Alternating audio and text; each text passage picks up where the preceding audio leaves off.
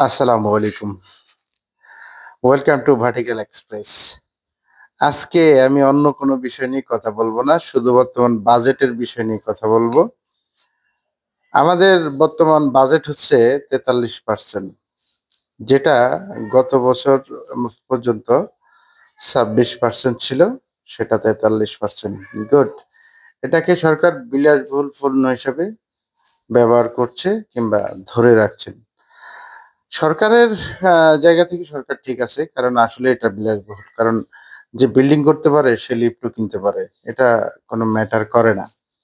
তো এখন কথা হচ্ছে আমাদের যারা লিফট অ্যাসোসিয়েশন আছে তারা আঙ্গুল চুষছে না কি করছে? তারা কোনো কিছুই করতে পারবে না। এটাই স্বাভাবিক। কারণ সব বাটপাররা একত্র হয়ে কাস্টমারকে জব্দ করার জন্য, কাস্টমারকে ঠকানোর জন্য এই ভেলিয়া প্রতিষ্ঠান তৈরি করে।